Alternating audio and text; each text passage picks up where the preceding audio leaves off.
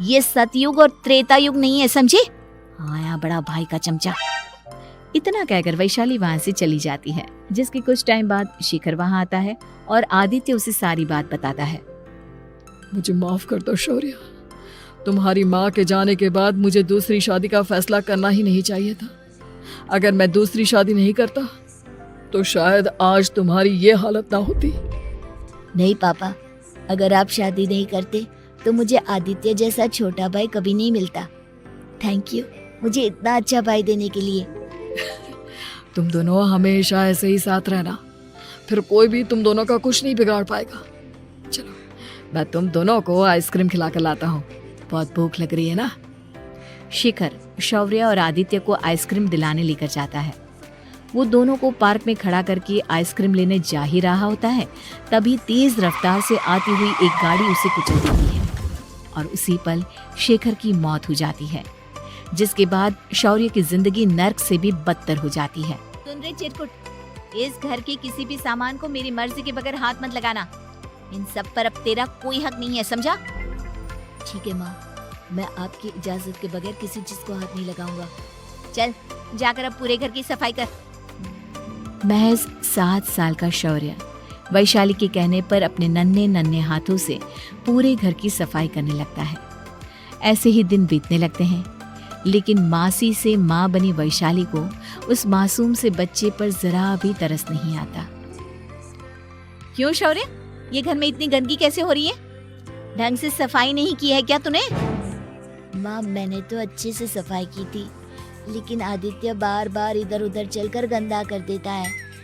अच्छा, खुद से एक काम ढंग से नहीं होता और अपनी गलतियों का जिम्मेदार मेरे बेटे को ठहराता है।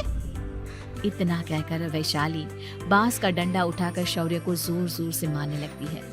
तभी वहां वैशाली के मायके वाले भी आ जाते हैं और उसकी सारी करतूतें देख लेते हैं।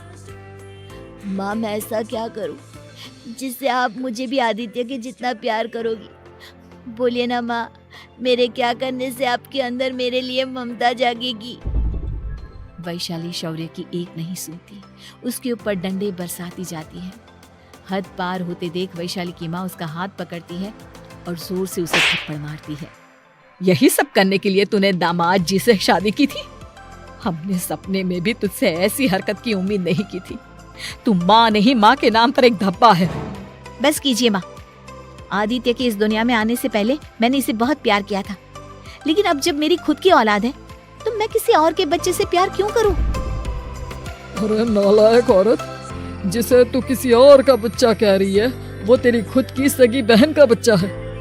बहन है तो क्या हुआ, मेरे अपने बच्चे से बढ़कर तो नहीं हो सकता ना ये कभी। अगर यही बात थी तो तू हमें पहले बता देती, हम शौर्य को अपने साथ ले जाते। उसे इस तरह प्रताड़ित करने की क्या जरूरत थी? अगर आपको लेकर जाना है ना तो ले जाइए इसे, मैं नहीं रोकूंगी। नहीं माँ, मुझे कहीं नहीं जाना, मुझे आपके साथ ही रहना है। मैं तेरी कोई माँ बाबा नहीं हूँ, तेरी माँ मर चुकी है, समझा? अब निकल जा मेरे घर से। माँ अब बहुत गंदी हो, मुझे भी नहीं रहना आपके साथ, मैं भी भाई के साथ ही जाऊंगा। अरे तू क्यों जाएगा, तू तो मेरा सगा बेटा है, जाने दे इसे।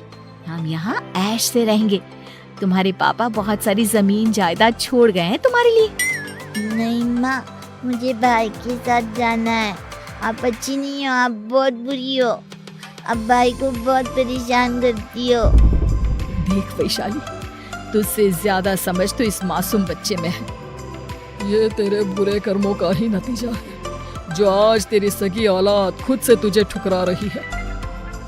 आदित्य, तुझे इस शौर्य ने भड़काया है ना मेरे खिलाफ? नहीं माँ, मुझे किसी ने भड़काया नहीं, पर मैं सब देखता हूँ, सब समझता हूँ। भाई बहुत अच्छा है, वो आपकी जैसा नहीं है, चलिए नानी। इतना कहकर वैशाली के मायके वाले आदित्य और शौर्य को अपने साथ ले जाते हैं और इस तरह वैशाली बड़े से घर में अकेली पड़ जाती है। 2 बेटों के होते हुए भी आज उसे माँ कहकर बुलाने वाला कोई नहीं होता।